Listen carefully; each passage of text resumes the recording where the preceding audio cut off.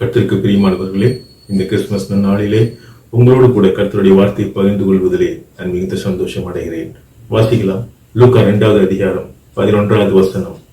இன்று கர்த்தராகிய கிறிஸ்து என்னும் இரட்சகர் உங்களுக்கு தாவீதின் ஊரிலே பிறந்திருக்கிறார். இன்று இயேசு கிறிஸ்து பூமியிலே பிறந்த தினமாக உலகம் முழுவதும் மக்கள் சந்தோஷமாக கொண்டாடி கொண்டிருக்கிறார்கள். எதற்காக இயேசு கிறிஸ்து இந்த பூமிக்கு வந்தார்? முதலாவதாக தீர்க்க தரிசனங்களை நிறைவேற்றுவதற்காக வந்தார். ஏசாயா 11வது அதிகாரம் 1வது வசனத்திலே விதமாக சொல்லப்பட்டிருக்கிறது. ஈசா என்னும் அடிமரத்திலிருந்து ஒரு துளி தோன்றும், தாவீதின் கூடாரத்தை கர்த்தர் மீண்டும் ஸ்தாபிப்பார் என்று சொல்லப்பட்டிருக்கிறது. அப்படிப்பட்ட இந்த தீர்க்க தரிசனம் நிறைவேற்றுவதற்காக இயேசு கிறிஸ்து இந்த பூமியிலே வந்தார். இரண்டாவதாக யோவான் 3வது அதிகாரம் 16வது வசனத்திலே தேவன் தம்முடைய ஒரே குமாரனான கிறிஸ்துவை இந்த பூமிக்கு தந்தருளி உலகத்தை ரட்சிக்க விரும்புகிறார் என்று நாம் காணலாம்.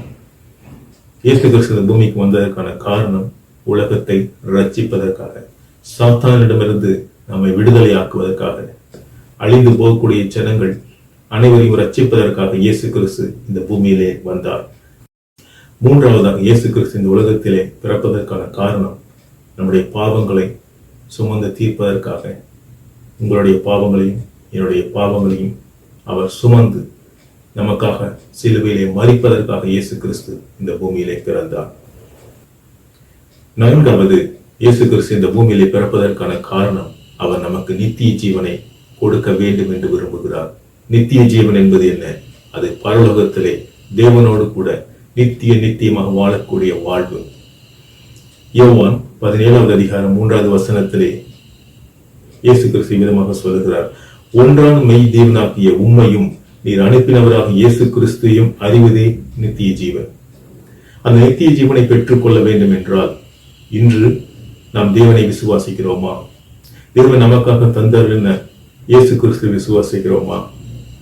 அப்படி நாம் விசுவாசித்து கர்த்தரை ஏற்றுக்கொள்கிற பொழுது, கர்த்தருக்காக வாழ்கிற பொழுது, கர்த்தரோடு கூட வாழ்கிற பொழுது அவர் நமக்காக நித்திய ஜீவனை தருகிறார். இந்த கிறிஸ்துமஸ் நாளிலே கர்த்தராக இயேசு கிறிஸ்து உங்களுடைய வாழ்க்கையிலே, உங்கள் இருதயத்திலே இன்று பிறப்பதாக. அவர் பிறக்கும் பொழுது அவர் உங்களுடைய எல்லா தேவைகளையும் சந்திப்பார்.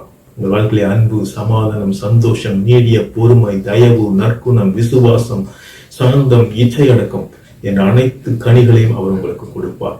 அவர் தம்மோடு கூட உங்கள் நித்திய காலமாய் வைத்துக் கொள்வார். உங்கள் வாழ்க்கை ஆசீர்வதிக்கப்படும். உங்கள் அனைவருக்கும் என்னுடைய கிறிஸ்துமஸ் நல்வாழ்த்துக்கள். May God bless you. Amen.